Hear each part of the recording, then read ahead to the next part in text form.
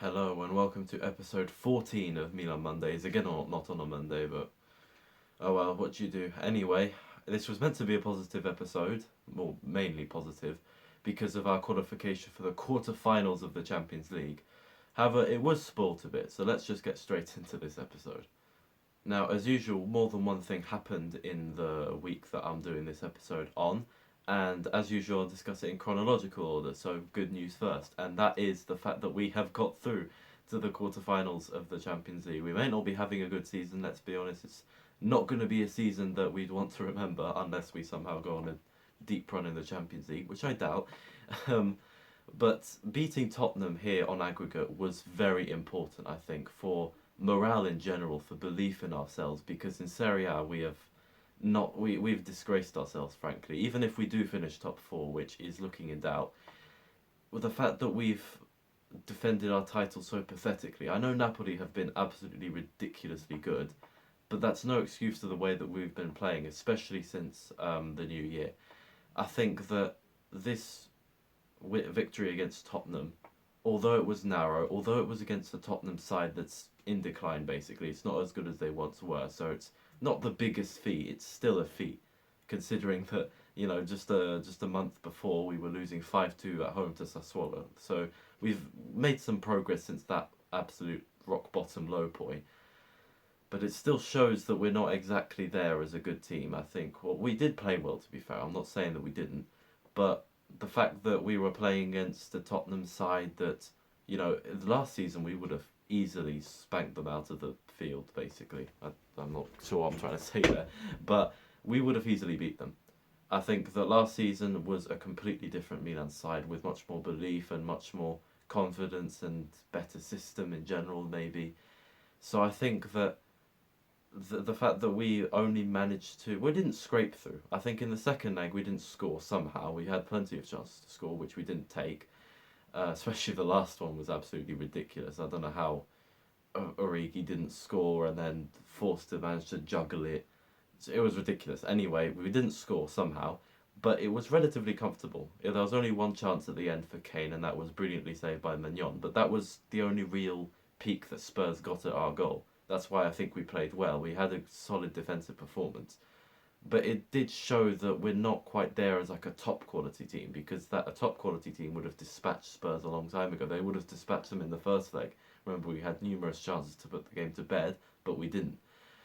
And so I think that yes, we played well. Yes, I'm happy to be in the quarterfinals of the Champions League, but still not entirely satisfied. And that was my feeling before the Salernitana game. So let's just get into that. Now let's take into account the situation that we were in coming into this game. It was on a Monday night from a Wednesday night in the Champions League, so we had plenty of time to rest, so there's no excuses about fatigue. And we were upbeat. We just got to the quarterfinals of the Champions League with, as I said, a good performance against Spurs. So I don't understand how the next game against Salernitana, a perfectly winnable game, and frankly they didn't play well. Even though they got a result against us, they didn't play well. We could have beaten them so easily. Last season we definitely would have beaten them easily. But this season is a different Milan, frankly, and even though we did get the goal right at the end of the first half from Olivier Giroud, even he wasn't playing well, but it just shows a striker of that quality just needs, one chance to put home, and then we're in the lead. And then the goal that we conceded really sums up all our problems: lack of concentration, lack of awareness, just complete disarray in the midfield leading up to the goal. It was so easy for Salernitana to simply put the ball in. The striker, clinical finish, but he was so free. I swear, he had a 5 meter radius around him with no defenders at all. How is that possible for the team with the Scudetto a shield on their chest? It's ridiculous. How can you claim to be Scudetto winners and defend like that? It's not the same team, and that's what I'm trying to get at. Even though yes, we beat Tottenham to get through to the quarterfinals, it still doesn't feel like the same team, and it's so frustrating to watch because we had such a high last season of winning the league title, and we've been reduced to that sort of performance, and we've seemingly we only got ourselves to blame, to be honest. It's the way we're playing, and also maybe the fact that we're Scudetto winners, so every team obviously wants to beat us, which is fair enough.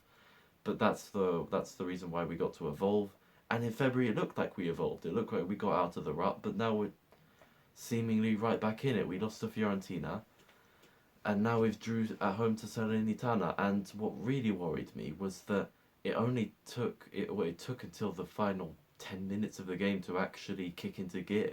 I think we conceded in the 65th minute, or maybe even 60th minute. We had more than half an hour, including extra time, to get a winning goal. We were denied a Stonewall penalty. That's the fault of the referee.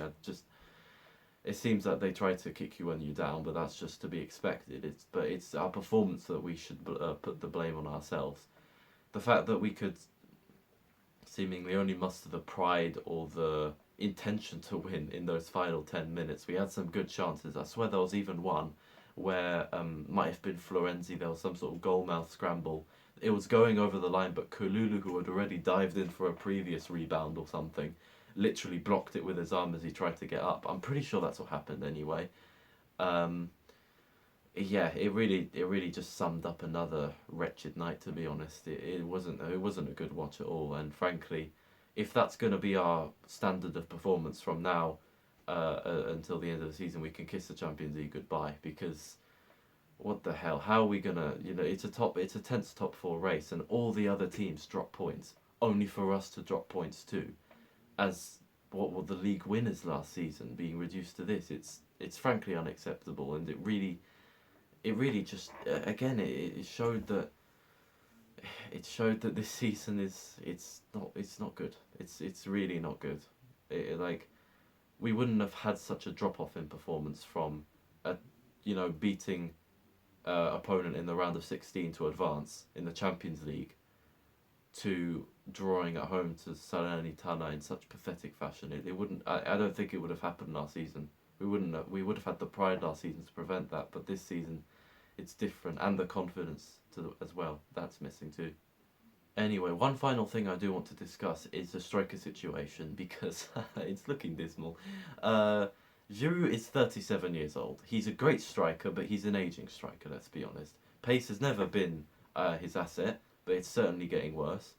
And although he is still scoring crucial goals for us, he's not as reliable, is he? Like, even against Salernitana, he scored what should have been a crucial goal to try and win the game. Ended up not being, but that was not his fault, obviously.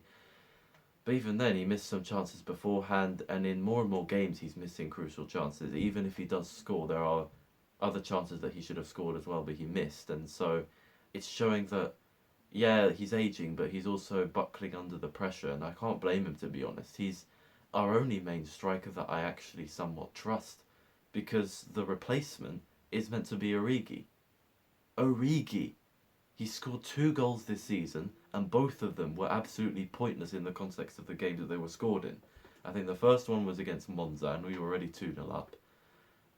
And the second one was even more pointless. It was beautiful, but it was against Sassuolo when we were 5-1 down. So he hasn't scored a single goal that matters all season, and it's mid-March. And he's played in quite a few games, admittedly, most of them coming off the bench. But I thought that's what Divock Origi was meant to do. Isn't that what he got folklore status at Liverpool for? Scoring crucial goals after coming off the bench. I thought that was his entire purpose. So it's disappointing to see him reduced to such awful performances. It doesn't seem like he actually has the fight or the spirit to actually perform. So, I mean, he's one of those few transfers that you get on a free, but he's still a rip-off. Seriously, it's really disappointing. And genuinely, the suggestions that against Udinese, will have to start Zlatan because Giroud suspended accumulation of yellow cards. And Origi, well, what the hell are we going to do with him? If you stick him up top, you might as well put nobody there. Seriously, it's ridiculous. We have to start a 41-year-old Zlatan coming off what should have been a career-ending injury, but only because he was Zlatan did he continue. And now we're chucking him in the deep end for a game against Udinese, who we always struggle against, in a crucial stage of the season. What the hell is that situation? Well, that brings to an end what should have been a positive episode, having just qualified for the quarterfinals, but thanks to the spoiler against Salernitana, wasn't. See you next week, which will be the international break, but obviously we'll be reviewing the Udinese game, however that goes. Not that optimistic, to be honest. what could I say? This season's different from last season. Very, very different. Just hope for a top four finish. Just hope that it doesn't detrimentally impact next season, and hope that in the Champions League we put up a good show. That's all I can say. See you next week.